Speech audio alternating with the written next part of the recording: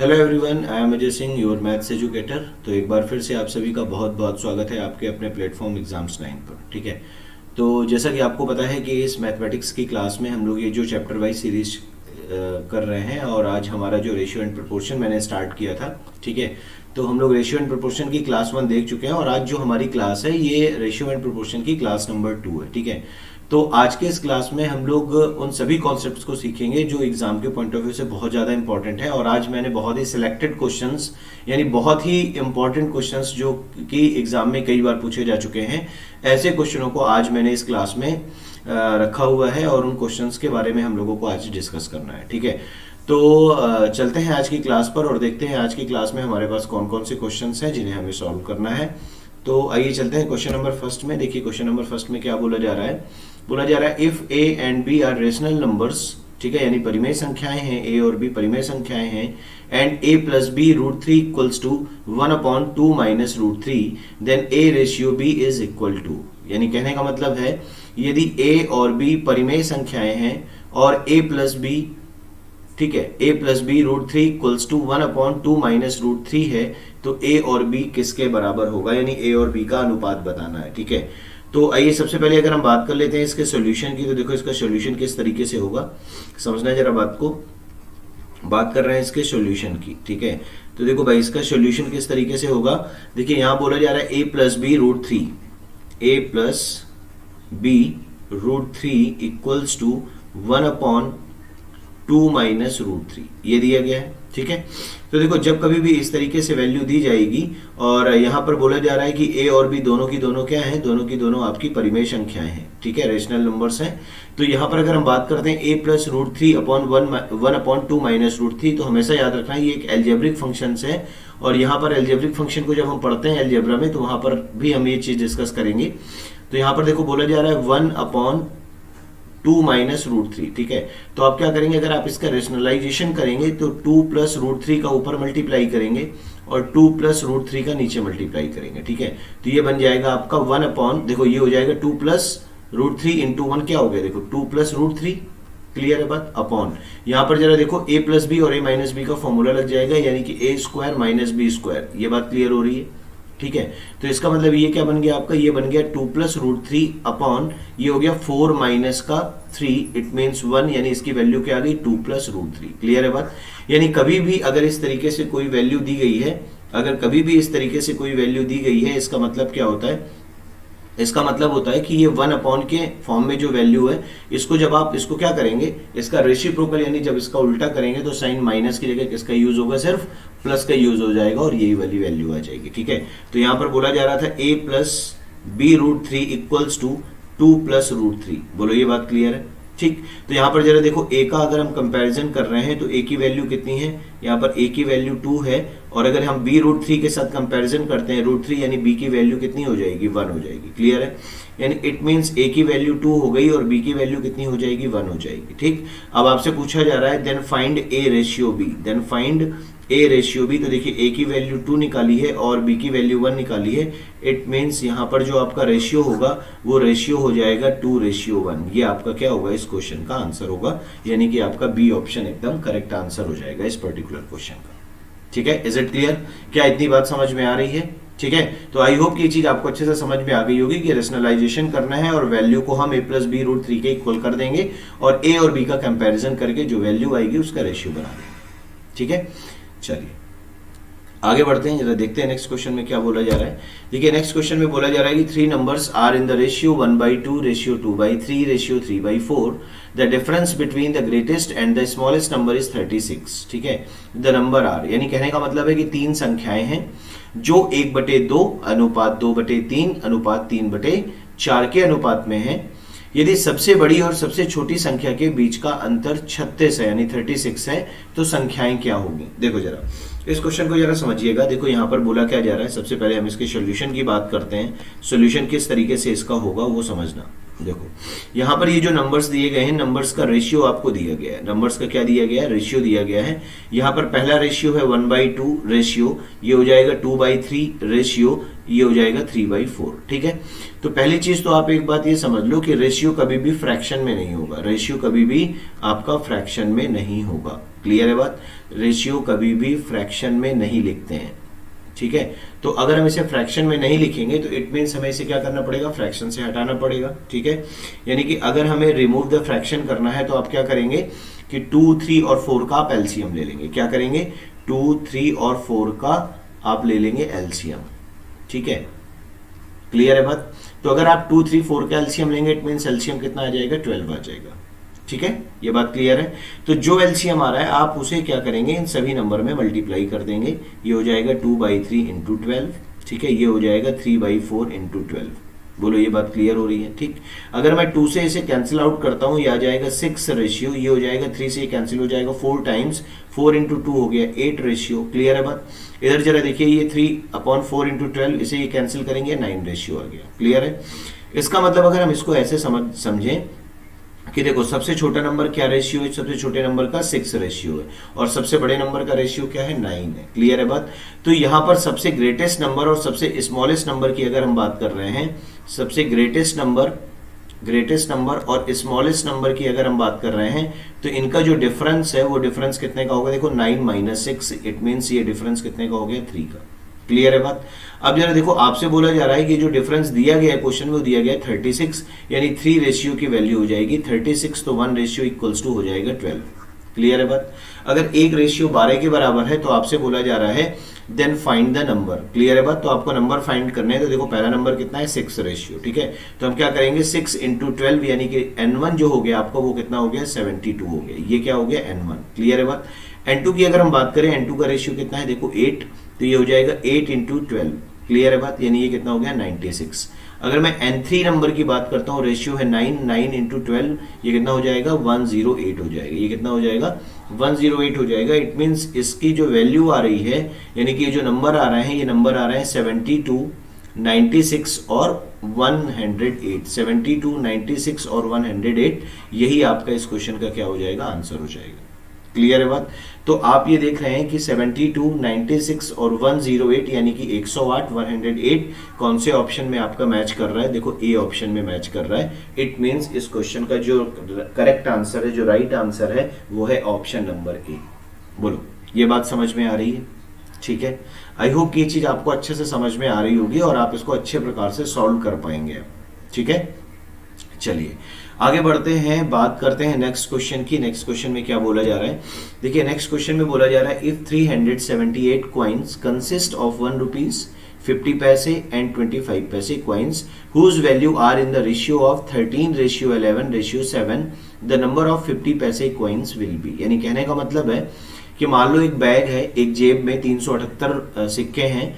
इन सिक्कों में जो रिप्रेजेंटेशन ऑफ कॉइन्स है, यानी जो सिक्कों का प्रारूप है, वो है 1 रुपए 50 पैसे और 25 पैसे का। ठीक है, आगे बोला जा रहा है जिनका मूल्य 13:11:7 के अनुपात में है, तो 50 पैसे के सिक्कों की संख्या ज्ञात कीजिए। ठीक है, तो आइए बात करते हैं इसके सोल्यूशन की। और सबसे पहले हम लोग सोल्यूशन में ये जानेंगे कि आपको गिवन क्या क्या है।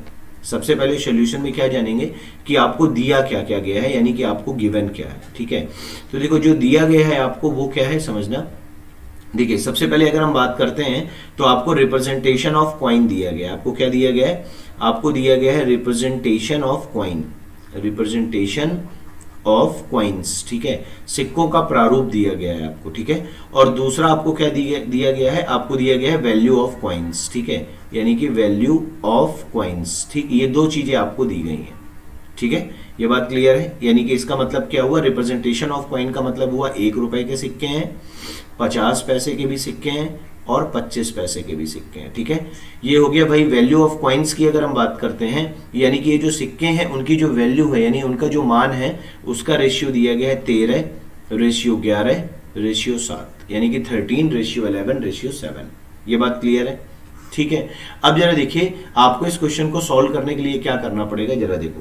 सबसे पहले आप क्या लिखेंगे, सबसे पहले आप लिखेंगे रिप्रेजेंटेशन ऑफ कॉइन। सबसे पहले आप क्या लिखेंगे, सबसे पहले आप लिखेंगे रिप्रेजेंटेशन ऑफ कॉइन। क्लियर है बात?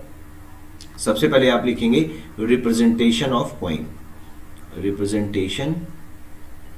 ठीक है, रिप्रेजेंटेशन ऑफ कॉइन्स।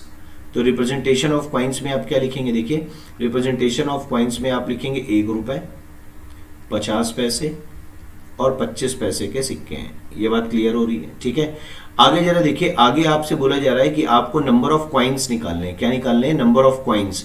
तो यहां पे आप लिखेंगे number of coins, number of coins. बोलो बात समझ आ रही है ना। तो नंबर ऑफ कॉइन्स की वैल्यू अभी हमें पता नहीं है, तो हम यहां मान लेते हैं एक्स, वाई और जेड। बोलो बात क्लियर है, ठीक है। अब यहां पर अगर हम सबसे आखिरी में बात करते हैं, तो आखिरी वाला ये जो रेशियो बनेगा, ये बनेगा वैल्यू का। ये रेशियो किसका बनेगा? ये रेशियो बनेगा वैल्यू का। इसका रेशियो दिया गया है 13:11:7। क्लियर है बात। अब आप ये सोच रहे होंगे कि सर ये क्या लिख दिया आपने, हमें तो भाई कुछ समझ नहीं आया। ठीक, तो जरा देखो यहां पर इसका मतलब क्या है समझना। पहले इसका मतलब समझ लो। जैसे मैं आपसे ये बोल रहा हूं कि आपके जेब में 1 रुपए के 20 सिक्के हैं। मैं आपसे ये बोल रहा हूं कि आपके जेब में 1 रुपए के 20 सिक्के हैं, तो आप बोलेंगे सर 20 रुपए हैं। ठीक है। मैं आपसे बोल रहा हूं आपकी जेब में 5 रुपए के 105 सिक्के हैं, तो आप बोलेंगे कि मेरे पास 525 रुपए हैं। क्लियर है बात, ठीक है। यानी कि वैल्यू कैसे आती है? वैल्यू आती है representation of coin into number of coins. ठीक है। तो अगर हमें नंबर ऑफ कॉइन्स निकालने हैं तो कैसे आएगा? Value of coins upon representation of coin. ठीक है। तो नंबर ऑफ कॉइन्स निकालने के लिए, यानी नंबर ऑफ कॉइन्स निकालने के लिए हम क्या करेंगे? नंबर ऑफ कॉइन्स निकालने का जो फॉर्मूला होगा, या हम इसको ऐसे समझ सकते हैं कि नंबर ऑफ कॉइन्स की जो वैल्यू होगी वो हो जाएगी वैल्यू ऑफ मनी, यानी कि value of coins, value of coins. Clear है बात? Upon number of coins, upon number of coins. ये आपका फॉर्मूला बनेगा। ठीक है। तो जैसे मैं ये कह रहा हूं कि यहां पर रेशियो कितना है, देखो आपको एक्स रेशियो निकालना है, वाई रेशियो निकालना है, और आपको क्या निकालना है? जेड रेशियो निकालना है। क्लियर है? यही रेशियो आपको फाइंड करना है एक्स वाई जेड का। तो देखो एक्स वाई जेड का रेशियो फाइंड करने के लिए आप क्या करेंगे? आप करेंगे 13/1 value upon representation of coin. Clear है बात? ये बात समझ आ रही है? आपको नंबर ऑफ कॉइन्स निकालना है, तो आप करेंगे वैल्यू ऑफ कॉइन अपॉन, नीचे हो जाएगा रिप्रेजेंटेशन ऑफ कॉइन्स। यहाँ नंबर ऑफ कॉइन्स नहीं होगा, ये होगा रिप्रेजेंटेशन ऑफ कॉइन्स। क्लियर है बात? यहां पर क्या होगा? यहां पर होगा representation of coin, representation of coin. बोलो बात समझ आ रही है ना? ठीक है। तो देखो भाई यहां पर अगर हम बात समझें, ये हो गया 13/1 और ये कितना हो जाएगा? देखो ये हो जाएगा 11/50 पैसे। का मतलब क्या होता है? 50 पैसे का मतलब होता है 1/2 रुपए, होता है ना? ठीक है। यहां पर जरा देखो जेड की अगर हम बात करें तो जेड का रेशियो क्या हो जाएगा? 7/25 पैसे का मतलब होता है 1/4। क्लियर है बात? यानी कि ये तो देखो भाई कितना हो गया? 13 हो गया, ये हो गया 22 और ये हो जाएगा 28। बोलो ये बात क्लियर है ना? ठीक है। तो यहां पर अगर आप टोटल कॉइन्स की बात करते हैं, टोटल कॉइन्स ऐड करेंगे तो देखो 22 और 13 कितना हो गया? 35, 35 और 20 कितना हो गया? देखो 55, 55 और 8 कितना हो गया? देखो 63। क्लियर है बात? यानी यहां पर टोटल कितना है? देखो 63, और क्वेश्चन में टोटल नंबर ऑफ कॉइन्स आपको दिया गया है 378। बोलो ये चीज क्लियर हो रही है ना? ठीक है। अब जरा देखो अगर हम इससे डिवाइड करते हैं तो 1 यूनिट की वैल्यू हो जाएगी 378/63। क्लियर है? अगर हम इसे डिवाइड करते हैं ये जाएगा 6 टाइम, यानी 1 रेशियो की वैल्यू क्या हो गई? 6 कॉइन्स के बराबर हो गई। अगर 1 रेशियो की वैल्यू 6 कॉइन्स के बराबर है तो बोला जा रहा है 50 पैसे के कितने कॉइन है। ठीक है। तो देखो भाई 50 पैसे की अगर हम बात करते हैं तो ये 1 रुपए वाला था, ये 50 पैसे वाला था और ये 25 पैसे वाला था, ऐसा कुछ था। तो 50 पैसे के अगर हम कॉइन्स की बात करें तो कॉइन्स का रेशियो कितना है? देखो 22। इट मीन्स ये हो जाएगा 22 इंटू 6, इट मीन्स ये हो गया 132 कॉइन्स। ठीक है। यानी कि 50 पैसे के कितने सिक्के होंगे? 50 पैसे के जो सिक्के होंगे वो होंगे 132 कॉइन्स। बोलो क्लियर है बात? ठीक है। तो इस क्वेश्चन का आंसर क्या हो जाएगा? इस क्वेश्चन का आंसर आ जाएगा 132। देखिए आपको कौन सा ऑप्शन सही होगा? ए ऑप्शन आपका एकदम करेक्ट आंसर हो जाएगा।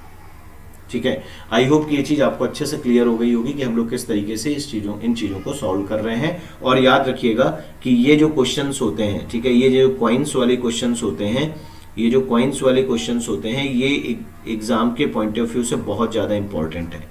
ये एग्जाम के पॉइंट ऑफ व्यू से बहुत ज्यादा इंपॉर्टेंट है। कॉइन्स वाले क्वेश्चन हमेशा आपसे पेपर में पूछे जाते हैं रेशियो एंड प्रोपोर्शन की अगर हम बात करें। ठीक है। ये चीज क्लियर हो रही है सभी को? ठीक है। Are you getting my point? ठीक, चलिए आगे बढ़ते हैं भाई। जरा देखते हैं नेक्स्ट क्वेश्चन में क्या बोला जा रहा है आपके लिए। देखिए नेक्स्ट क्वेश्चन में आपके लिए बोला जा रहा है, 1 मिनट। ठीक है। देखिए नेक्स्ट क्वेश्चन में आपके लिए बोला जा रहा है कि एक कक्षा में लड़के और लड़कियों के बीच का अनुपात 6:5 है। 8 अधिक लड़के कक्षा में भर्ती हैं और 2 लड़कियां कक्षा छोड़ देती हैं तो अनुपात 11:7 हो जाता है। तो कक्षा में अब कितने लड़के हैं? यानी बोला जा रहा है इन अ क्लास, ये थोड़ा सा यहाँ पे मिस्टेक है, ठीक है। यहाँ पे लिख लीजिएगा इन अ क्लास, ठीक, यहाँ लिखना है class. In a class the ratio between boys and girls is 6:5, ठीक। 8 more boys are admitted in the class and 2 girls leave the class, then the ratio becomes 11:7, so how many boys are in the class, ठीक। देखो भाई, इस question को solve करने के लिए हम क्या करेंगे, समझना, सॉल्यूशन इसका देखते हैं भाई, ठीक है। इसका सॉल्यूशन देखते हैं, देखते हैं। देखो भाई समझना, देखो यहाँ पर क्या बोला जा रहा है, यहाँ पे बोला जा रहा है कि बॉयज और गर्ल्स का रेशियो दिया गया है किसी क्लास में, किसी क्लास में आपको किसका रेशियो दिया गया है, किसी क्लास में आपको बॉयज और गर्ल्स का रेशियो दिया गया है, बॉयज और गर्ल्स का रेशियो दिया गया है। बोलो ये बात क्लियर है ना, ठीक है। तो देखिए बॉयज और गर्ल्स का रेशियो क्या दिया गया है, देखिए बॉयज और गर्ल्स का रेशियो आपको दिया गया है 6:5, क्या रेशियो दिया गया है, 6:5 दिया गया है, क्लियर है बात। तो आगे क्या बोला जा रहा है आपसे, आगे बोला जा रहा है कि अगर क्लास में देखो 8 लड़के और आ जाते हैं, ठीक है, 8 more boys are admitted in the class, ठीक है, यानी अगर इसमें 8 लड़के और आ गए, ठीक है, और 2 लड़कियां क्या कर रही हैं, क्लास को लीव कर रही हैं, यानी कि 2 लड़कियां क्लास से चली जाती हैं, then the new ratio becomes 11:7, तो जो नया रेशियो है वो क्या हो जाता है, 11:7 हो जाता है, ठीक है। तो देखो भाई यहाँ पर क्या दिक्कत आ रही है, यहाँ पर देखो दोनों वैल्यू क्या हो रही है, अलग अलग, यहाँ पे बढ़ रही है, यहाँ पर घट रही है, तो हम इसको बेसिक से लगाने की कोशिश करेंगे, यानी ऐसे करेंगे। देखो बॉयज का रेशियो है 6, गर्ल्स का रेशियो है 5, तो हम इसे मान लेंगे 6x और इसे मान लेंगे 5x। ये बात क्लियर है, ठीक है। अब देखो बोला जा रहा है यदि 8 लड़के और आ जाए, तो 8 लड़के आएंगे तो +8 करेंगे, ऊपर वाली वैल्यू बॉयज की है, ये बॉयज हैं और ये आपकी गर्ल्स हैं, ठीक है। अब बोला जा रहा है कि गर्ल्स कितनी चली जाती हैं, 2 गर्ल्स चली जाती हैं, तो जो नया रेशियो बन जाता है वो नया रेशियो कितना बन जाता है, 11/7 बन जाता है। बोलो ये बात क्लियर हो रही है ना, ठीक है। अब आगे अगर हम इसको सॉल्व करते हैं तो देखो 7 × 6 कितना हो गया, 42x हो गया, ठीक है। और इधर कितना हो गया, देखो 56 इक्वल्स टू ये हो गया 11 × 5 हो गया 55x - 22। ये बात क्लियर हो रही है, ठीक है। ये वैल्यू इधर जाएगी, ये वैल्यू इधर आएगी, यानी हो गया 56 + 22, इट मीन्स इधर हो गया आपका 55x - 42x। क्लियर है बात। ये देखो कितना हो गया, ये आपका हो गया 78 इक्वल्स टू ये हो गया 13x, तो x इक्वल्स टू हो जाएगा 78/13, कितना हो जाएगा, ये आपका हो जाएगा 78/13, ठीक। इट मीन्स ये कितना आ जाएगा, 6 आ जाएगा, तो ये हो गया 78/13, इससे डिवाइड करेंगे, ये वैल्यू आ गई 6, यानी x की वैल्यू कितनी हो गई, 6 हो गई, ठीक है। अब देखो अगर x की वैल्यू 6 हो गई है तो आपसे पूछा क्या जा रहा है, आपसे पूछा जा रहा है how many boys are in the class, ठीक है। तो जो बॉयज थे आपके, वो बॉयज कितने थे, देखो 6x थे, कितने थे, 6x थे बॉयज, क्लियर है बात। बॉयज हो गए थे आपके 6x, स्टार्टिंग में थे 6x, तो 6 × 6 हम करेंगे तो ये कितना हो गया, देखो 36, कितना हो गया 36। तो आपसे बोला क्या जा रहा है, बोला जा रहा है now how many boys are in the class, यानी कि अब क्लास में कितने बच्चे हैं, ठीक है। तो अब अगर हम क्लास की बात करें तो पहले कितने थे, 36, और एडमिटेड कितने हुए हैं, देखो 8 और एडमिट हुए थे, है ना, तो 36 + 8 हो गए अभी प्रेजेंट में, क्लियर है बात। तो प्रेजेंट की अगर हम बात करते हैं तो प्रेजेंट में 36 + 8 यानी ये हो जाएंगे 44 स्टूडेंट। ये कितने हो जाएंगे, ये हो जाएंगे आपके 44 स्टूडेंट हो जाएंगे, क्लियर है बात। तो अब हम ये कह सकते हैं कि क्लास में जो नंबर ऑफ बॉयज हैं, ठीक है, वो अभी कितने हैं, 44 है, ठीक है, 44, यानी कि हमारा कौन सा ऑप्शन सही हो जाएगा, बी ऑप्शन हमारा एकदम करेक्ट आंसर होगा इस क्वेश्चन का, ठीक है। ये चीज समझ में आ रही है, आई होप कि सारी चीजें आपको अच्छे से समझ में आ रही होंगी, मैं क्योंकि पूरे डिटेल के साथ इन चीजों को समझा रहा हूं, ठीक है। तो चलिए भाई बहुत बढ़िया, आगे चलते हैं, जरा देखते हैं नेक्स्ट क्वेश्चन में क्या बोला जा रहा है। देखिए नेक्स्ट क्वेश्चन में बोला जा रहा है कि 1170 रुपए को ए, बी और सी में 6:4:3 के अनुपात में बांटा जाना था, पर गलती से इसको 2:3:4 के अनुपात में बांट दिया गया, तो इस प्रकार उनमें से किसको सबसे अधिक लाभ हुआ और कितना हुआ, ठीक है। देखो बोला जा रहा है 1170 rupees was to be divided into A, B and C in the ratio of 6:4:3, but by mistake it was divided in the ratio of 2:3:4. Thus, which of them benefited the most and how much? Clear है बात, ठीक है। आप लोग एक बार इस question को read करिए और सॉल्व करने का प्रयास करिए, ठीक है, कोशिश करिए, ट्राई करिए कि इसका आंसर आप लोग निकाल पाए, ठीक है। थोड़ा सा मैं पानी पी लेता हूं।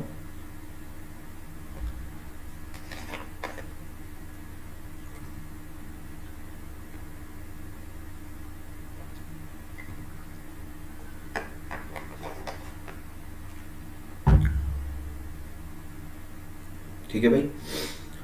तो चलिए समझते हैं किस तरीके से इसको सॉल्व करना है। देखते हैं इसका सोल्यूशन। देखिए क्या बोला जा रहा है भाई।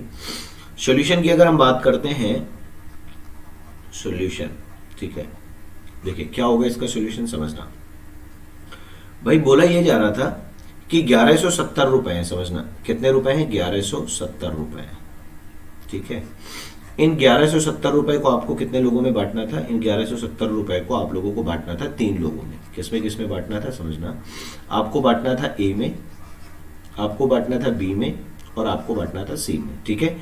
इन विच रेशियो, किस रेशियो में बांटना था, ये बांटना था आपका 6:4:3 में। ये बात क्लियर हो रही है, ठीक। लेकिन बोला जा रहा है कि बाई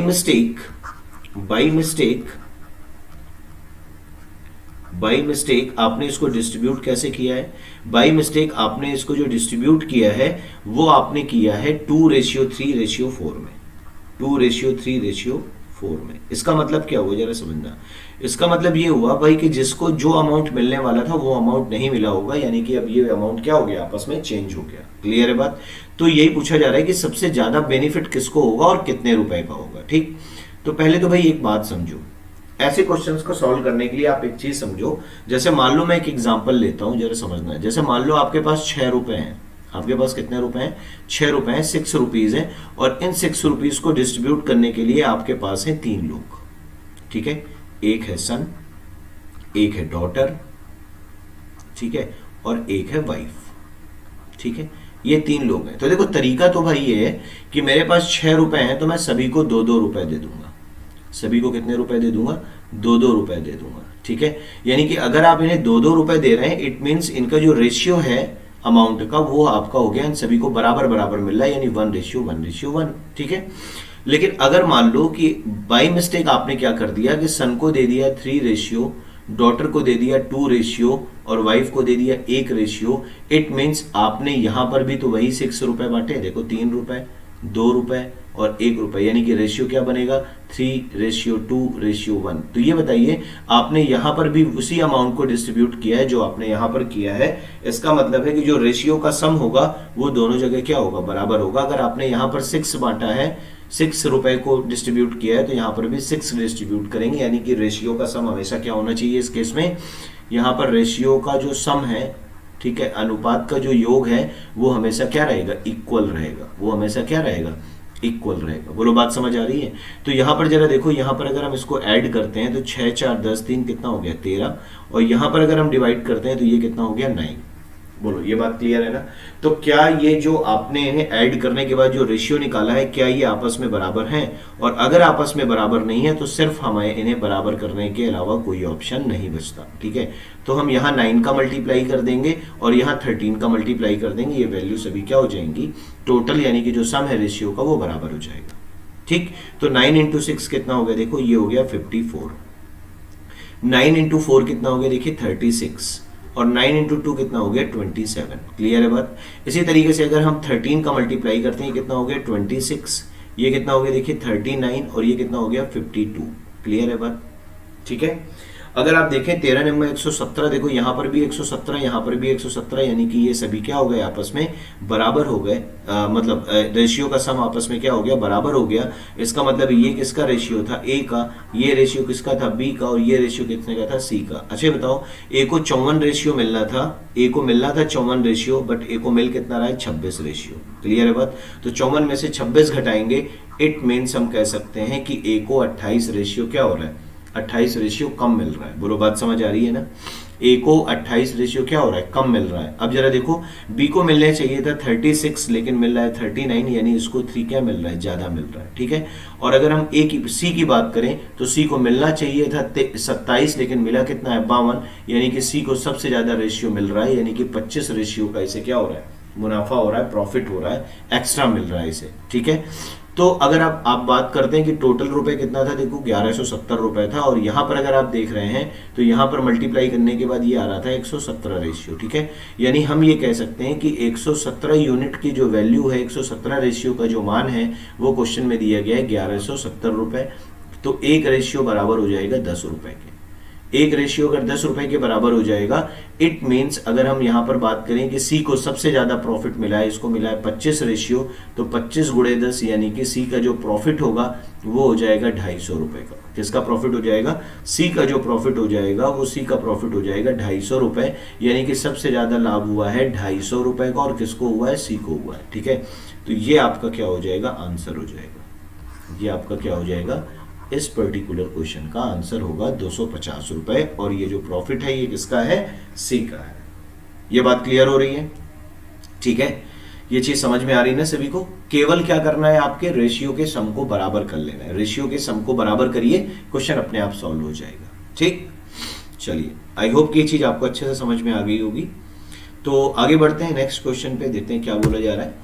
देखिए, नेक्स्ट क्वेश्चन में बोला जा रहा है मोस्ट इंपॉर्टेंट क्वेश्चन। भाई देखो, मोस्ट इंपॉर्टेंट क्वेश्चन है रेशियो एंड प्रोपोर्शन का। लिख लो, फिर से एग्जाम में ये पूछा जाएगा। ठीक है, नोट डाउन कर लीजिएगा, फिर से ये एग्जाम में पूछा जाएगा। बहुत बार ये क्वेश्चन पूछा जा चुका है, फेवरेट क्वेश्चन है एसएससी का ये। ठीक है, देखो क्या बोला जा रहा है कि संपूर्ण पृथ्वी पर भूभाग और जल का अनुपात 1:2 है तथा उत्तरी गोलार्ध में यह अनुपात 2:3 है, तो दक्षिणी गोलार्ध में भूभाग और जल का अनुपात क्या होगा? यानी कहने का मतलब है the ratio of land and water on the entire earth is 1:2.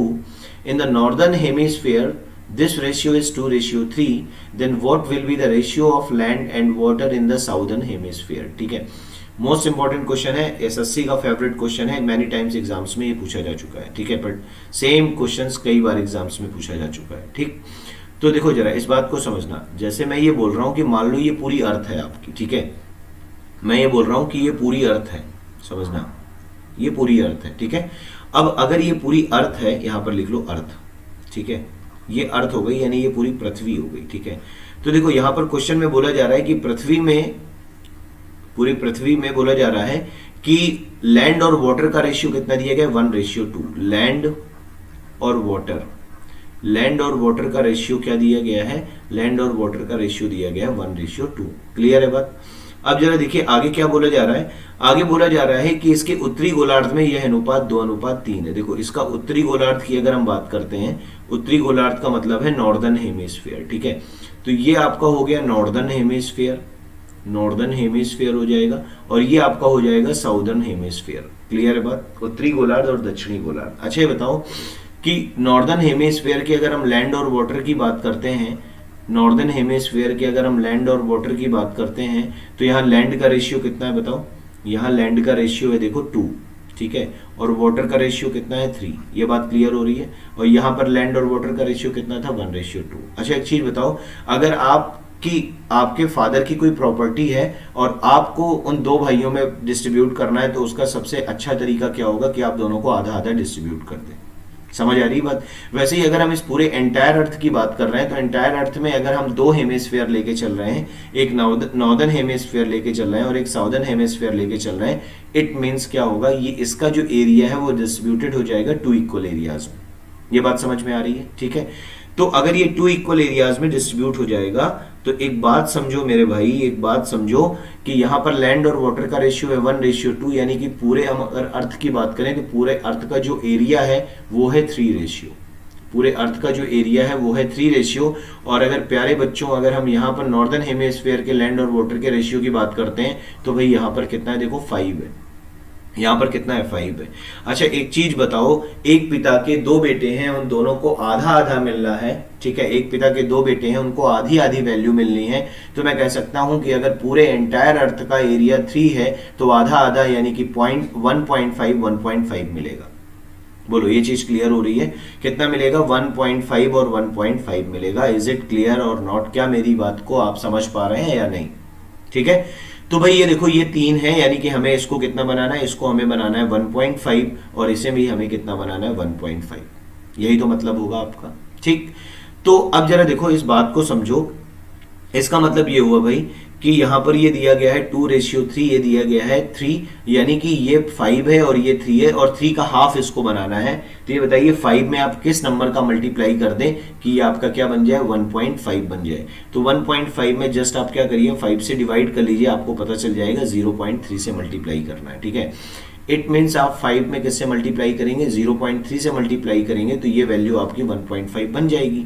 लेकिन अगर आप इंडिविजुअल इसमें मल्टीप्लाई करेंगे, इंडिविजुअल का मतलब है कि लैंड में अलग मल्टीप्लाई करेंगे और वाटर में अलग मल्टीप्लाई करेंगे, तो लैंड और वाटर का रेशियो जो बनेगा वो बनेगा, देखो 2 इंटू 0.3 हो गया 0.6। बोलो ये बात क्लियर हो रही है?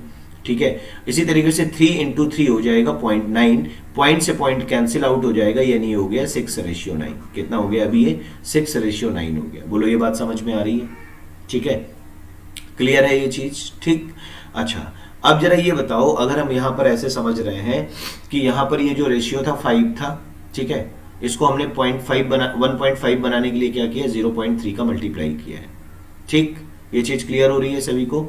ठीक है, तो हमने इसमें अगर 5 का मल्टीप्लाई कर दी, 0.3 का मल्टीप्लाई कर दिया, इट मीन्स ये क्या हो गया, ये 1.5 हो गया। क्लियर है? ठीक है। अच्छा, अब जरा देखो यहां पर बताओ, पूरे लैंड की अगर हम बात करते हैं, समझना, यहां पर अगर हम पूरे लैंड की बात करते हैं, ये रेशियो कितना, देखो 1:3 था, 1:2, यानी कि टोटल कितना था, 3 था। बोलो बात समझ आ रही है ना? ठीक है, तो आप इसको ऐसे भी कर सकते थे कि 6:9 लिख लीजिए, या फिर आप इसको ऐसे कर लीजिए कि आप इसको यहां तक ही छोड़ दीजिए अभी ऐसे। ठीक है, इधर आप इसको ऐसे छोड़ दीजिए। अब जरा आप देखिए आगे, यानी कि कहने का मतलब है कि लैंड कितना है 0.6 और वाटर कितना है 0.9। क्लियर है? अब ये बताओ, अगर पूरे अर्थ में लैंड है 1, तो अगर हम साउदर्न हेमिस्फीयर की बात करते हैं, तो साउदर्न हेमिस्फीयर में लैंड और वाटर का रेशियो आप कैसे निकालेंगे, टोटल अर्थ में से, एंटायर अर्थ में से नॉर्दर्न हेमिस्फीयर वाली वैल्यू क्या करेंगे, माइनस करेंगे। ठीक है, तो इसका मतलब है देखो यहाँ पे लैंड कितना है 1 और यहाँ पर लैंड कितना है 0.6, यानी यहाँ पर लैंड कितना होगा 0.4 होगा। ठीक है, वाटर की बात करें, यहाँ वाटर कितना है देखो 2 और यहाँ कितना है 0.9, यानी कि अगर हम 2 से 0.9 माइनस करेंगे तो ये आ जाएगा 1.1। बोलो बात समझ आ रही है ना?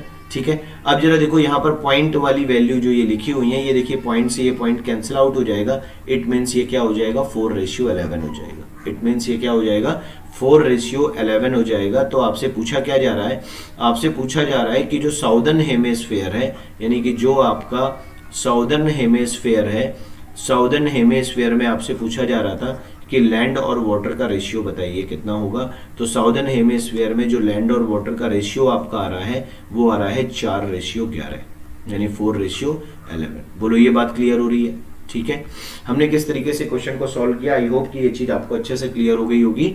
तो देखिए यहाँ पर कौन सा ऑप्शन सही हो जाएगा, आपका बी ऑप्शन सही हो जाएगा, 4:11 हो जाएगा। लैंड और वाटर का रेशियो 11:4 भी दिया है, लेकिन ये वाटर और लैंड का है, आपसे पूछा जा रहा है लैंड और वाटर का रेशियो, यानी कि 4:11 is the correct answer of this particular question. Clear है बात? ठीक है, चलिए आगे बढ़ते हैं, जरा देखते हैं नेक्स्ट क्वेश्चन में क्या बोला जा रहा है। देखिए नेक्स्ट क्वेश्चन में बोला जा रहा है कि राम, श्याम और मोहन की कुल दैनिक मजदूरी 450 रुपए है। ठीक है, इनकी जो टोटल इनकम है एक दिन की वो कितनी है, 450 रुपए है।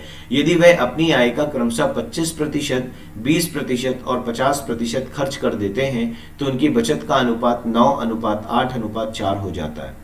तो राम की आय कितनी है, यानी कहने का मतलब है the total daily wages of Ram, Shyam and Mohan are 450 rupees. If they spend 25%, 20% and 50% of their income respectively, then their savings ratio becomes 9:8:4. Then how much is Ram's income? Most important question. ठीक है, most important question है भाई ये। अब इस question को most important हम क्यों कह रहे हैं जरा समझना, इसलिए कह रहे हैं क्योंकि ये बहुत बार एग्जाम में आपसे पूछा गया है। ठीक है, ये बहुत बार एग्जाम में आपसे पूछा गया है, तो आप ऐसे समझो इस क्वेश्चन को। आइए अब जानते हैं इसके सॉल्यूशन के बारे में। ठीक है, इसके सॉल्यूशन के बारे में समझते हैं, थोड़ा समझना। देखो यहाँ पर बात हो रही है भाई, किसकी बात हो रही है, देखो राम की बात हो रही है, एक बंदा है राम, फिर एक बंदा है श्याम, ठीक है, और एक है प्यारे मोहन। ठीक है, राम, श्याम और प्यारे मोहन। ठीक है, देखो भाई बोला क्या जा रहा है आपसे, आगे आपसे बोला जा रहा है कि राम ने अपनी इनकम का 25% क्या किया है, सेव किया है, यानी इनकी जो सेविंग्स दी गई हैं, इनकी जो बचत दी गई हैं वो आपको क्या दी गई है 25%, फिर इसकी दी गई है 20% और इसकी दी गई है 50%। क्लियर है बात? तो देखो सबसे पहले आपको एक काम करना है भाई कि 25% का फ्रैक्शन बनाना है, और फ्रैक्शन होगा 1/4 परसेंटेज में, आपको कई बार ये सारी चीजें बताई जा चुकी हैं ऑलरेडी। ठीक है, और 50% का फ्रैक्शन होगा 1/2। इसका मतलब समझना जरा। इसका मतलब ये हुआ भाई कि ये बताओ, अगर कोई आदमी अपनी सेविंग कर रहा है तो सेविंग किस में होगी? उसकी सेविंग होगी इनकम पर। किसमें सेविंग होगी? इनकम पर। यानी राम ने 25% सेव किया, इट मीन्स 1/4 सेव किया है। यानी अगर उसकी इनकम 4 है तो सेविंग कितनी है? 1 है। इनकम 4 है तो सेविंग कितनी है? 1 है। इसका मतलब है कि जो इसका एक्सपेंडिचर है वो एक्सपेंडिचर इसका कितना हो गया? 3। इसी तरीके से 5 में इसकी सेविंग कितनी है? 1 है, तो इसका एक्सपेंडिचर कितना हो गया? देखो 4। बोलो क्लियर है बात? अगर इसकी इनकम 2 है और इसकी जो सेविंग है वो 1 है, तो इसका एक्सपेंडिचर कितना हो गया? देखिए 1। बोलो बात समझ आ रही है? ठीक। लेकिन आपसे आगे क्वेश्चन में क्या बोला जा रहा है? आपसे आगे क्वेश्चन में बोला जा रहा है कि यदि राम, श्याम और मोहन, राम, श्याम और मोहन की सेविंग्स का रेशियो जो आपको दिया गया है, किसका रेशियो दिया गया है? सेविंग्स का रेशियो दिया गया है आपको। जो सेविंग्स का रेशियो आपको दिया गया है वो क्या रेशियो आपको दिया गया है? सेविंग का रेशियो आपको दिया गया है कितना? 9:8:4। बोलो ये बात क्लियर है? अच्छा बताओ, यहां पर सेविंग का रेशियो कितना है? 9। यहां पर सेविंग का रेशियो कितना है? राम की सेविंग का रेशियो है 9 और यहां पर कितना है? देखो यहाँ पे सॉरी, एक्सपेंडिचर का रेशियो है ये। किस चीज का है?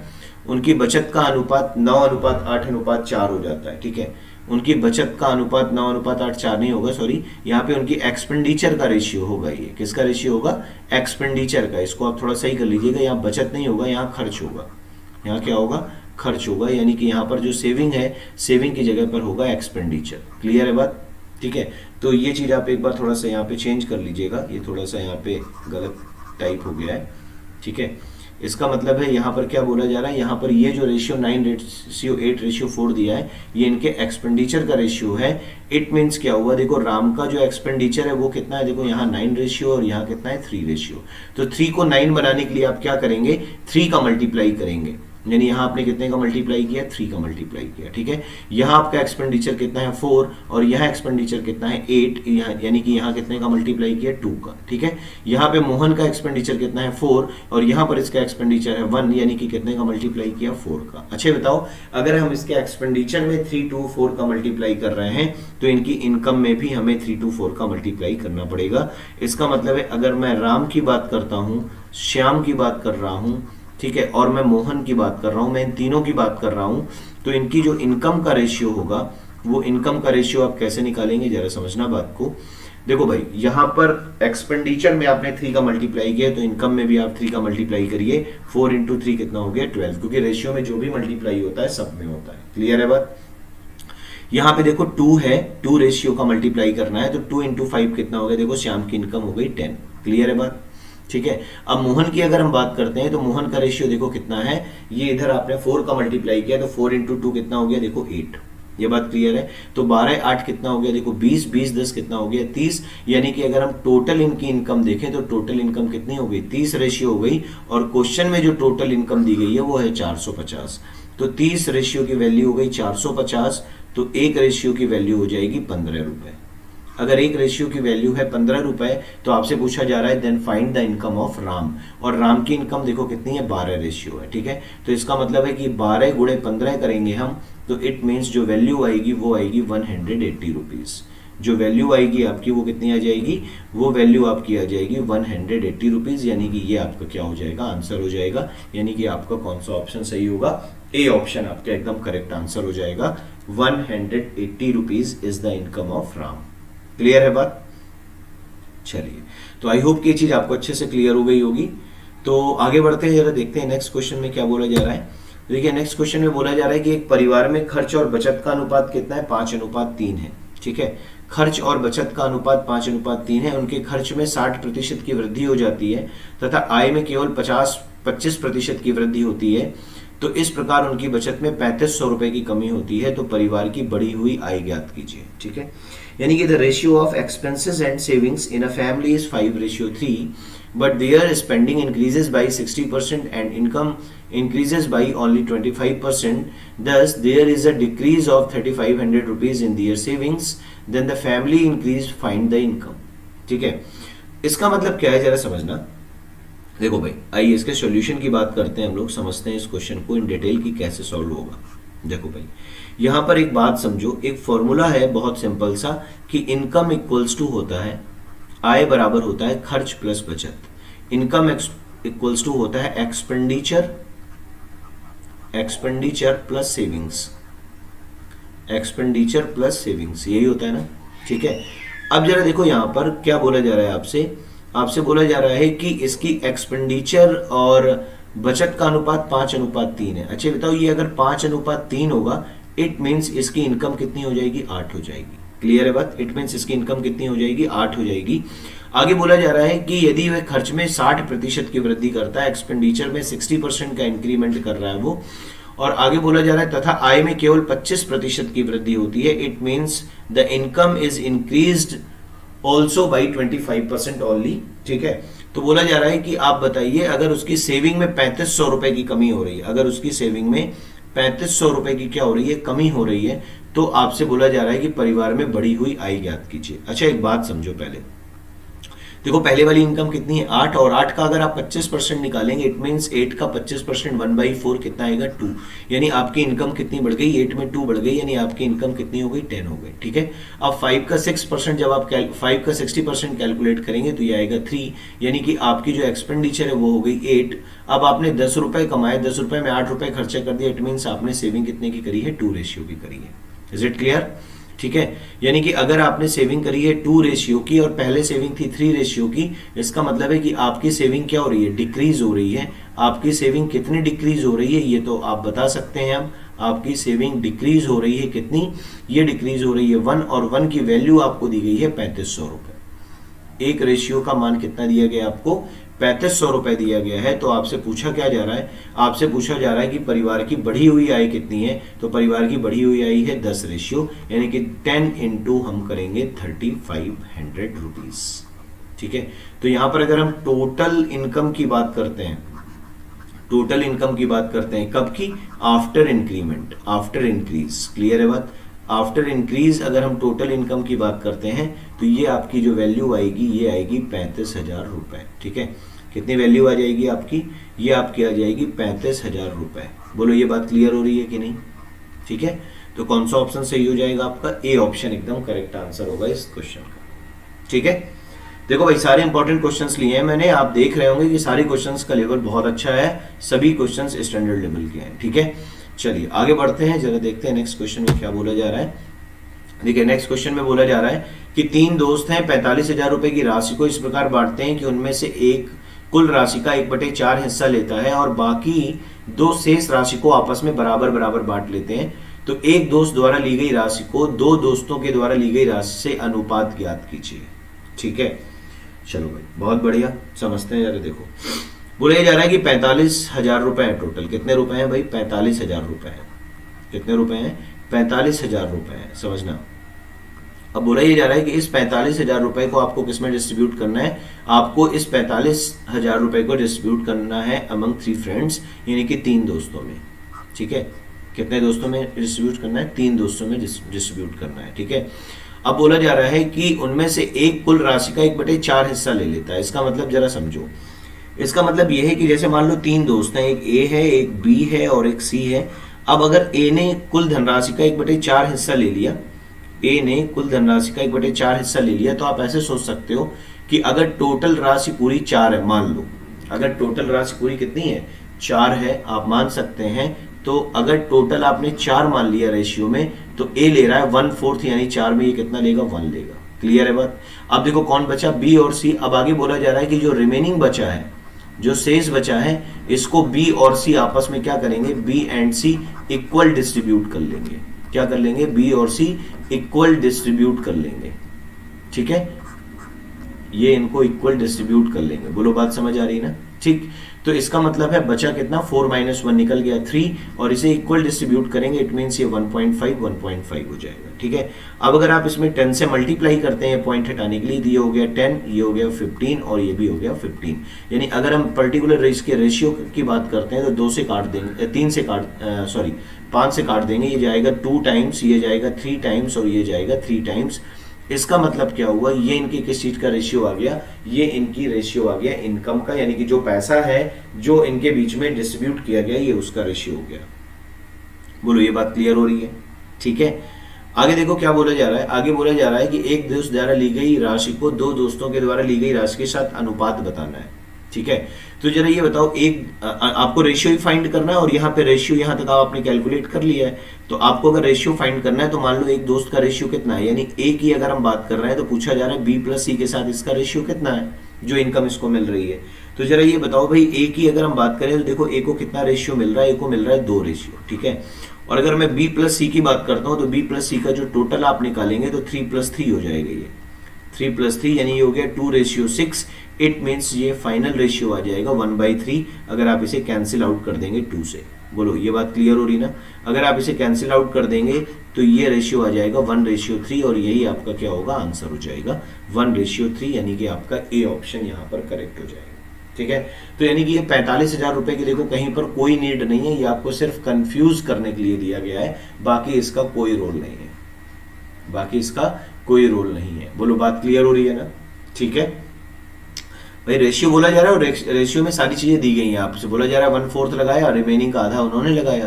तो भाई 4 अगर टोटल है तो ए ने लगाया है 1 और बचा 3, उसको बी और सी 1.5 लगाएंगे, यहाँ से रेशियो कैलकुलेट करेंगे, रेशियो आ जाएगा 2:3:3। तो बोला जा रहा है पहले वाले का उन दोनों दोस्तों के साथ जो है, जो डिस्ट्रीब्यूशन का रेशियो है वो फाइंड करना है। तो 2:6, इट मीन्स 1:3, ये आपका क्या हो जाएगा, फाइनल आंसर हो जाएगा। Is it clear?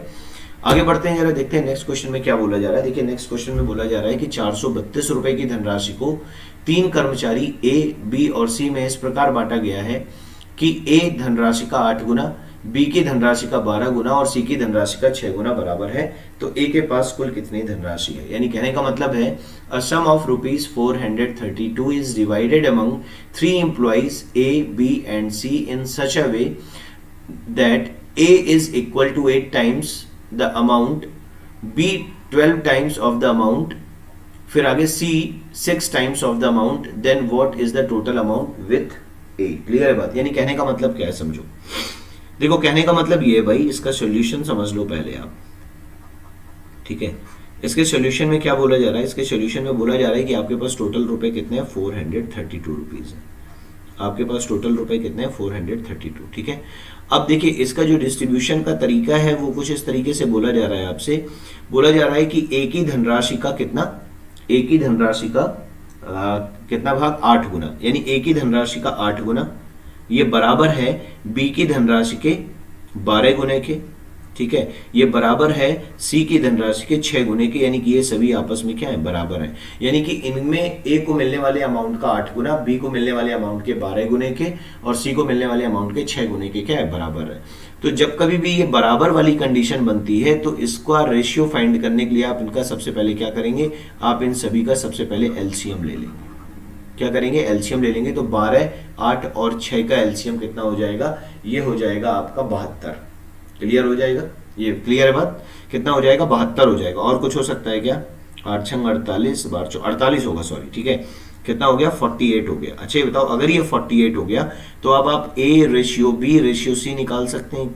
ये किस चीज का रेशियो है, डिस्ट्रीब्यूशन का। क्लियर है बात?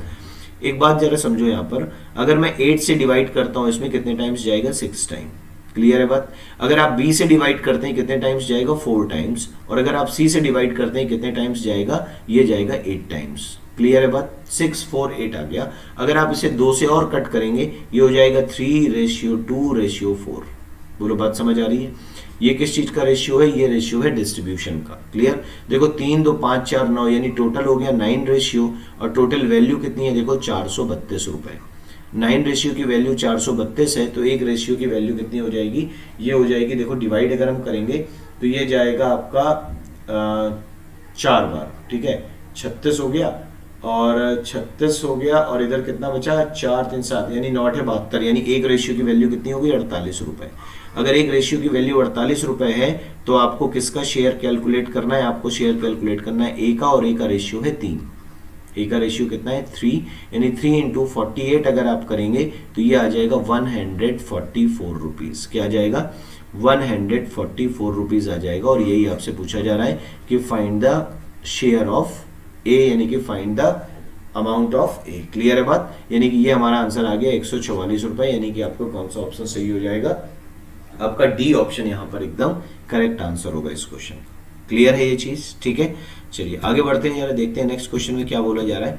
देखिए नेक्स्ट क्वेश्चन में बोला जा रहा है, भाई अभी काफी क्वेश्चंस हैं, ठीक है, देखने के लिए सभी इंपॉर्टेंट क्वेश्चंस को आज मैंने ले लिया। ठीक है, बोला जा रहा है यदि 3 कक्षाएं ए बी सी में छात्रों का अनुपात 5:3:4 है, यदि 18 छात्र कक्षा सी से ए में स्थानांतरित कर दिए जाते हैं तो छात्रों का नया अनुपात 7:4:5 हो जाता है, तो कक्षा बी में कुल कितने छात्र हैं? यानी कहने का मतलब है if the ratio of the students in all 3 classes A, B, C is 5:3:4, if 18 students are transferred from class C to class A, then the new ratio of students becomes 7:4:5.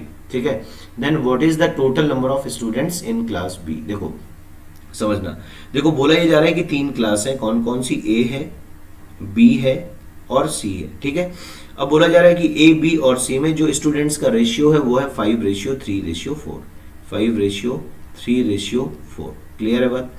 अब देखो बोला क्या जा रहा है, बोला ये जा रहा है कि 18 student from class C to class A transfer कर दिए जाते हैं, यानी कि अगर सी से 18 छात्र हटा दिए जाएंगे और ये सारे के सारे 18 छात्र कक्षा ए में प्रवेश ले लेंगे, तो यहाँ पर जो नया रेशियो आपको दिया जा रहा है, जो आपको नया रेशियो दिया जा रहा है, वो नया रेशियो आपको कितना दिया जा रहा है? नया रेशियो दिया जा रहा है 7:4:5। बोलो बात क्लियर हो रही ना? ठीक, अच्छा एक चीज जरा मुझे बताओ, आपने सी से ए में ट्रांसफर किए हैं, ना कि आपने बी में कोई छेड़छानी करी है। इसका मतलब है यहाँ पर बी का रेशियो कितना है? 3, तो यहाँ पर भी बी का रेशियो कितना होना चाहिए? 3 होना चाहिए। ठीक है, तो इस 3 रेशियो को बनाने के लिए हम 3 का मल्टीप्लाई यहाँ पर कर देंगे, सॉरी 4 का मल्टीप्लाई यहाँ पर कर देंगे। इसको आपको क्या करना है? इसको आपको बराबर करना है। इसको आपको क्या करना है? इसको आपको करना है बराबर, किसको? 3 और 4 को।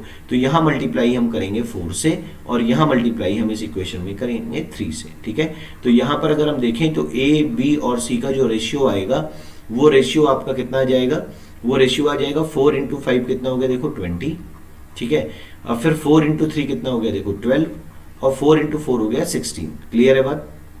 यहाँ पर 18 स्टूडेंट आए थे और यहाँ से 18 स्टूडेंट कम हुए थे, तो जो नया रेशियो है आपका वो क्या बना था? वो नया रेशियो आपका बना था कि 3 × 7 हो गया 21। ठीक है, 3 × 4 हो गया 12। ठीक है, उसके बाद 3 × 5 हो गया 15। इट मीन्स क्या हुआ जरा समझो, इट मीन्स ये हुआ कि क्लास सी में देखो एक रेशियो कम हो रहे हैं और क्लास ए में देखो एक रेशियो बढ़ रहे हैं। 20 से 21, ये 16 से 15, यानी एक रेशियो यहाँ घटा, एक रेशियो यहाँ घटा और एक रेशियो यहाँ बढ़ा। यहाँ नंबर में 18 घटे, यहाँ नंबर में 18 बढ़े, यानी एक की वैल्यू हो गई 18। यानी एक रेशियो बराबर है 18 स्टूडेंट्स के। तो बोला जा रहा है क्लास बी में कितने स्टूडेंट हैं? तो क्लास बी में देखो 12 पहले भी थे और 12 आज भी हैं। इसका मतलब है 12 गुणे क्या करेंगे? 18 करेंगे, और 12 गुणे 18 का मतलब है 216 स्टूडेंट। ठीक है, यानी कि क्लास बी में अभी प्रेजेंट टाइम में आपके पास कितने स्टूडेंट हैं? 216 स्टूडेंट हैं। इट मीन्स आपका कौन सा ऑप्शन सही हो जाएगा? आपका सी ऑप्शन सही हो जाएगा। बोलो भाई, ये बात क्लियर हो रही है कि नहीं? ठीक है, देखो भाई बहुत अच्छे अच्छे क्वेश्चंस करा रहा हूं। आप जिस तरीके से मैं समझा रहा हूं, अगर आपने इस तरीके से समझ लिया तो मान के चलिए आपको कोई भी क्वेश्चन एग्जाम में छूटने वाला नहीं। ठीक है, चलिए आगे बढ़ते हैं, जरा देखते हैं नेक्स्ट क्वेश्चन में क्या बोला जा रहा है। नेक्स्ट क्वेश्चन में बोला जा रहा है कि एक क्लब में पुरुषों तथा महिलाओं का अनुपात 5:6 है। यदि 22 महिलाएं क्लब छोड़कर चली जाएं तो यह अनुपात पलट जाता है, तो क्लब में कितने पुरुष हैं? देखो एक बात समझो भाई, बात हो रही है एक क्लब की। किसकी बात हो रही है? बात हो रही है क्लब की। और क्लब में क्या बोला जा रहा है आपसे? क्लब में आपसे बोला जा रहा है कि पुरुषों और महिलाओं का अनुपात दिया है, यानी कि आपको मेल और फीमेल का रेशियो दिया गया है। किसका रेशियो दिया गया है? आपको मेल और फीमेल का रेशियो दिया गया, और ये रेशियो दिया कितना गया है? ये रेशियो आपको दिया गया 5:6। ये बात क्लियर है?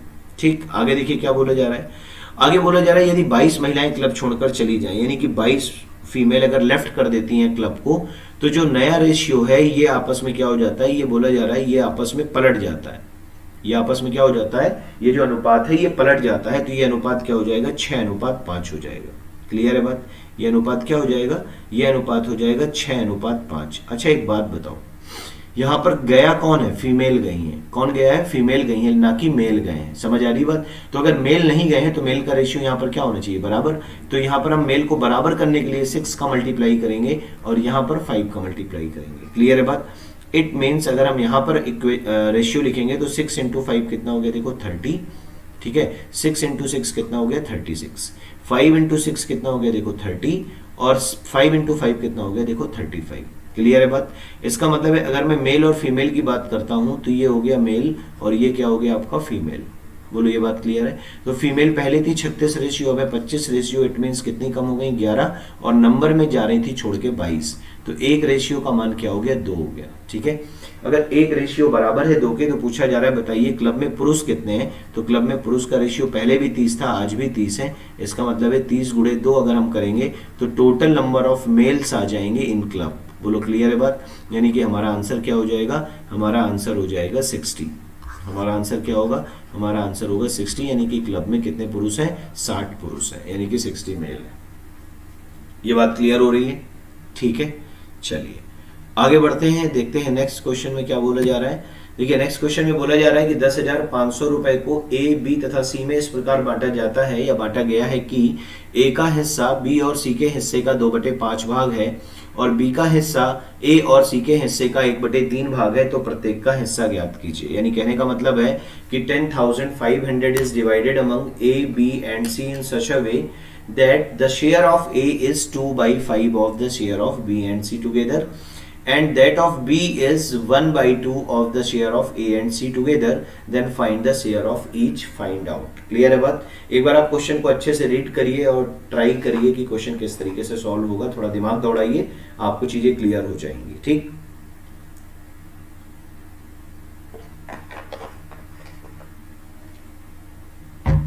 देखिए जरा समझिएगा।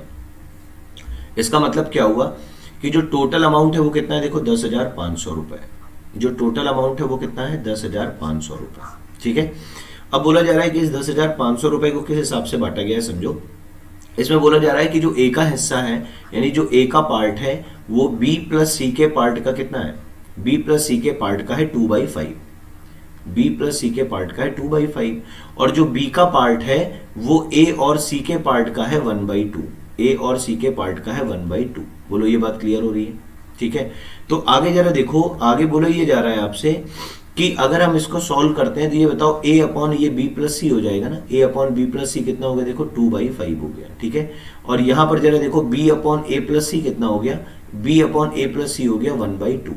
अब एक चीज जरा मुझे बताओ, क्या वही 3 लोग यहां पर हैं? एबीसी, एबीसी यहां पर भी है और एबीसी यहां पर भी है। अगर आप एबीसी का सम यहां देखेंगे तो 5 + 2 कितना आ रहा है? 7, और अगर आप एबीसी का सम यहां देखेंगे तो यहां कितना आ रहा है? 3।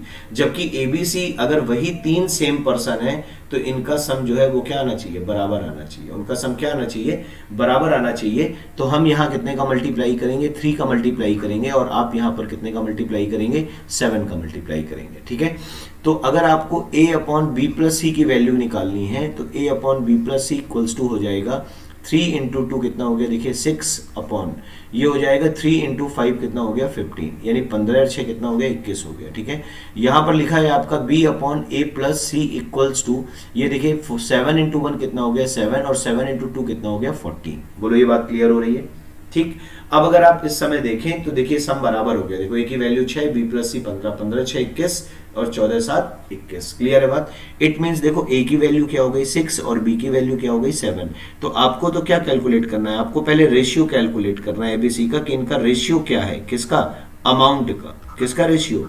इनके अमाउंट का रेशियो क्या है? सबसे पहले आपको ये कैलकुलेट करना है। तो एक बात जरा मुझे बताओ, एबीसी की अगर हम बात करें, ए की वैल्यू कितनी है? देखो 6 रेशियो है। बी की वैल्यू देखो कितनी है? 7 रेशियो है। टोटल कितना हो गया? 13 है। अब आपको पता है कि अगर आप a प्लस बी प्लस सी करते हैं, अगर आप a प्लस बी प्लस सी करते हैं तो वैल्यू क्या बनती है? 21। अब ये बताओ 13 ये हो गई, तो 13 अगर ये हो गई तो सी की वैल्यू कितनी हो गई? 8। क्लियर है बात? सी की वैल्यू कितनी हो जाएगी? 8 हो जाएगी, यानी 6 रेशियो 7 रेशियो 8 हो गया। 7 6 13 8 हो गया 21 रेशियो, और टोटल जो वैल्यू दी गई है वो दी गई है 10,500 रुपए, यानी 21 रेशियो बराबर 10,500 के, तो एक रेशियो बराबर हो जाएगा 500 रुपए के। ठीक है, अगर एक रेशियो बराबर है 500 रुपए के, देन आपसे पूछा क्या जा रहा है? आपसे पूछा जा रहा है कि प्रत्येक का हिस्सा बताना है। तो देखो 500 गुणे 6 करेंगे, पहले क्या करेंगे? 6 गुणे 500 करेंगे, यानी कि पहला हिस्सा कितना आ गया? 3,000 रुपए का। दूसरा आप 7 गुणे 500 करेंगे, यानी दूसरा हिस्सा कितना आ जाएगा? देखो 3500 रुपए का। और तीसरा आप 8 गुणे 500 करेंगे, यानी कि तीसरा हिस्सा आपका आ जाएगा 4,000 रुपए। बोलो बात समझ आ रही ना? ठीक है, ये बात क्लियर हो रही है? तो देखो ये हो गया 3,000, 3500 और 4,000, यही आपका क्या होगा? आंसर होगा 3000, 3500, 4000, यानी कि आपका कौन सा ऑप्शन सही हो जाएगा? आपका ए ऑप्शन करेक्ट आंसर होगा इस क्वेश्चन का। ठीक है, ये बात समझ में आ रही है सभी को? चलिए आगे बढ़ते हैं, जरा देखिए नेक्स्ट क्वेश्चन में क्या बोला जा रहा है। नेक्स्ट क्वेश्चन में आपसे बोला जा रहा है कि एक हीरा 4 भागों में टूट जाता है तथा उनके भार का अनुपात 1:2:3:4 है। यदि हीरे का मूल्य भार के वर्ग के अनुक्रमानुपाती है और यदि हीरा टूटने की वजह से कुल हानि 14,000 रुपए की होती है तो हीरे का मूल्य ज्ञात कीजिए। यानी कहने का मतलब है a diamond breaks into 4 parts and their weights are in the ratio 1:2:3:4 and the value of the diamond is directly proportional to the square of the mass. If the total loss due to breakages is rupees 14,000 then find the cost of the diamond. समझना जरा बात। देखो भाई, जैसे मान के चलो कि कोई अगर हम डायमंड बनाते हैं, ऐसे मान लो ये कोई डायमंड है, देखो समझना, ये कोई डायमंड हो गया। ठीक है, अब बोला क्या जा रहा है आपसे? बोला जा रहा है कि एक डायमंड है, ये मान लीजिए डायमंड हो गया। ठीक है, ये डायमंड हो गया और ये डायमंड क्या हो रहा है? डायमंड आपका जो है टूट जा रहा है, यानी कि ब्रेक्स इनटू 4 पार्ट्स। ठीक है, ये 4 पार्ट्स में, छोटे छोटे 4 पार्ट्स में क्या हो गया? ये टूट गया। ठीक है, आगे देखो क्या बोला जा रहा है आपसे। आगे बोला जा रहा है यदि उनके भार का अनुपात दिया गया, यानी उनके वेट का रेशियो दिया गया है, उनके वेट का रेशियो या मास का रेशियो कितना दिया गया है? 1:2:3:4। ये इनके किस चीज का रेशियो है? इनके वेट का रेशियो है, यानी कि भार का अनुपात है। बोलो ये चीज क्लियर हो रही है? ये 4 टुकड़े हैं, चारों के भार का अनुपात दिया है। ठीक है, अब आगे क्या बोला जा रहा है कि इनका जो प्राइस है, यानी कि जो हीरे का प्राइस है, यानी कि जो मूल्य है, वो मूल्य कैसे यहां पर बोला जा रहा है कि प्राइस जो है वो directly proportional to the square of their weights है। ठीक है, यानी कि जो प्राइस है हीरे का वो क्या है? इनके वेट के डायरेक्टली प्रोपोर्शनल है स्क्वायर के। ठीक है, वेट के स्क्वायर के डायरेक्टली प्रोपोर्शनल है, यानी कि डायरेक्ट बराबर है। ठीक है, इसका मतलब क्या होगा जरा समझना।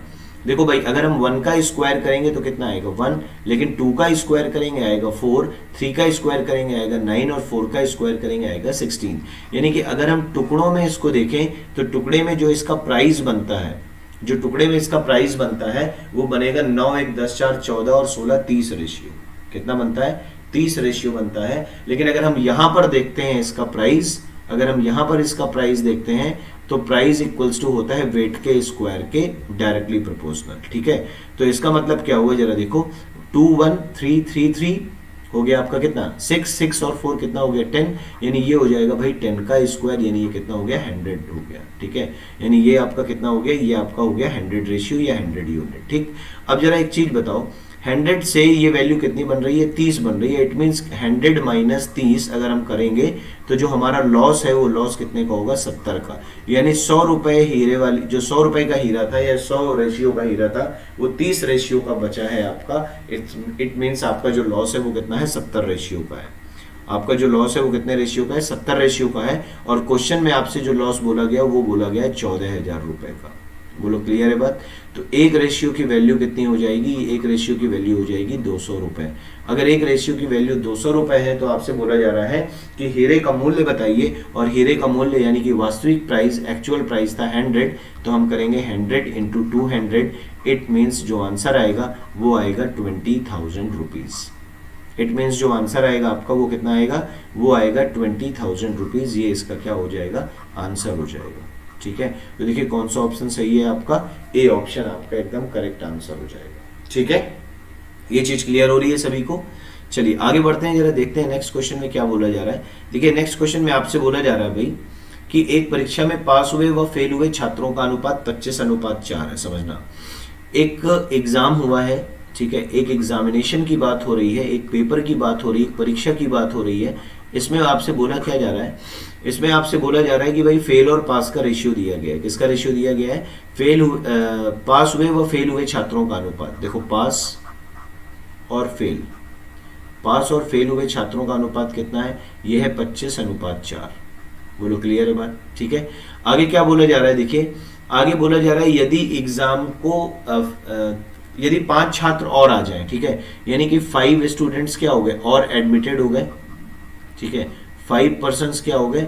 5 और एडमिटेड हो गए। और बोला जा रहा है कि 2 कम पास हुए, है ना, यानी 2 छात्र कम हो जाए तो पास हुए छात्रों का पास का अनुपात 22:3 होता है। ठीक है, देखो इसका मतलब क्या होता है कि यदि 5 छात्र और आ जाए वह फेल हुए छात्र 2 कम हो जाए, यानी कि जो फेल हो रहे थे स्टूडेंट्स उसमें कितने की कमी हो रही है, 2 की कमी हो रही है। ठीक है, तो यहाँ पर जो फेल और पास का जो नया रेशियो दिया गया है, यानी कि जो नया अनुपात दिया गया है वो पास हुए छात्रों और फेल हुए छात्रों का अनुपात हो जाएगा। पास और फेल का जो अनुपात हो जाएगा, ठीक है, पास और फेल हुए छात्रों का अनुपात जो होगा वो हो जाएगा 22:3। ठीक है, तो बोला जा रहा है बताओ परीक्षा में कितने लोग शामिल हुए थे। अच्छा एक चीज समझो, अगर मैं ये मान लेता हूं कि पास और फेल की बात हो रही है तो ऐसे लिख लो पास और फेल। ठीक है, अब एक चीज जरा ये बताओ कि अगर मैं ऐसे लिखता हूं कि टोटल लोग कितने पास हो गए, देखो 25x। ठीक है, फेल कितने हो गए मान लेते हैं अभी 4x। ठीक, तो टोटल कितने हो जाएंगे, देखो 29x। टोटल कितने हो गए, 29x। ये क्या हो गए, आपके टोटल हो गए। अब जरा देखो आगे क्या बोला जा रहा है, आगे बोला जा रहा है यदि 5 लोग और आ जाएं तो ये बताओ 29x प्लस कितने हो गए टोटल, अब 5 हो गए। ठीक है, और बोला जा रहा है फेल 2 कम होते हैं, यानी कि अगर पहले फेल कितने हो रहे हैं, पहले फेल हो रहे हैं 4x, तो अब होंगे 4x - 2। क्लियर है बात।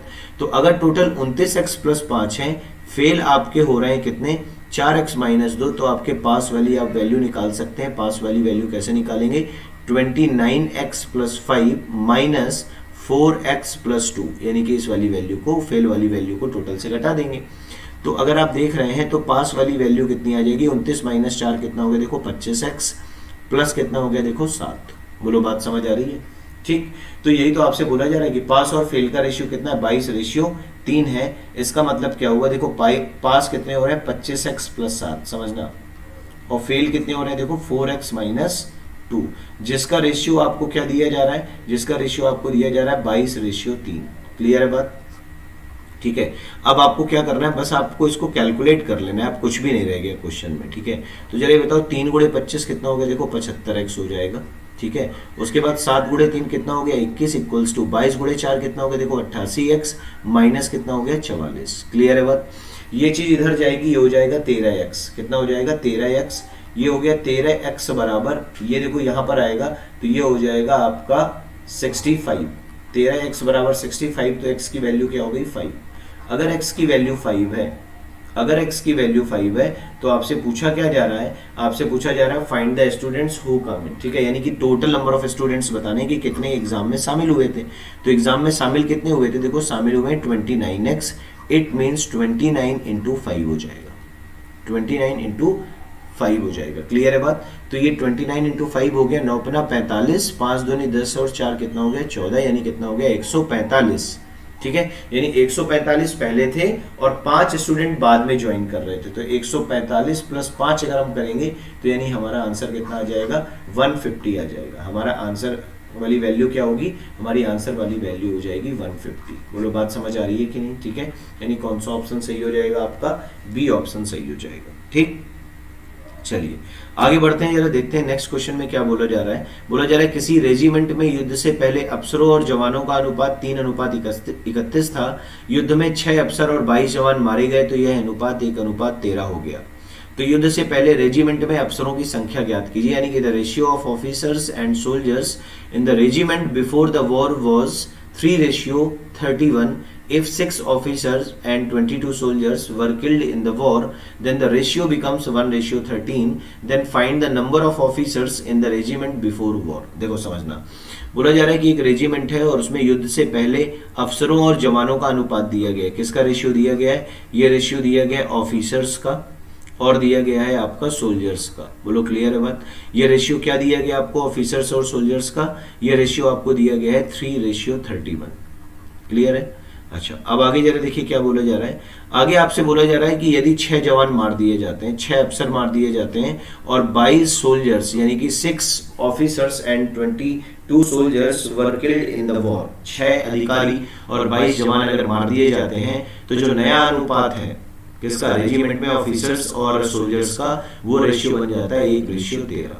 क्लियर है बात। तो बोला जा रहा है कि रेजिमेंट में पहले अफसरों की संख्या कितनी थी। तो देखो हम इसको क्या करेंगे, देखो दोनों जगह वैल्यू क्या अलग अलग है, तो हमें एक्स मान के क्वेश्चन को सॉल्व करना पड़ेगा। यानी आप यहाँ लिखिए ऑफिसर्स और यहाँ आप लिखिए सोल्जर्स। क्लियर है बात। ये हो जाएगा आपका सोल्जर्स ठीक है, ये हो गया आपका क्या, सोल्जर्स, ये हो गया आपका सोल्जर्स। ठीक है, अब हम यहाँ पे बात करते हैं, देखो इसका कितना था 3x और ये कितना था, देखो 31x। ये कितने मारे गए, देखो 6 मारे गए, ये कितने मारे गए, देखो 22 मारे गए, और बाद में इनका रेशियो क्या हो गया, 1/13 हो गया। क्लियर है बात, ठीक है, यही बोला गया था। अब जरा देखो 13 गुणे 6 कितना हो गया, 78x हो गया, माइनस 13 गुणे 6 कितना हो जाए, 13 गुणे 3 है, सॉरी, ठीक है, ये क्या हो जाता है, अरे ये कभी कभी ये सब माइनर मिस्टेक्स हो जाती हैं रेगुलर बेसिस पे। ऑफलाइन क्लासेस और ऑनलाइन क्लासेस लेना एक बहुत ही डिफिकल्ट टास्क है आज की डेट में।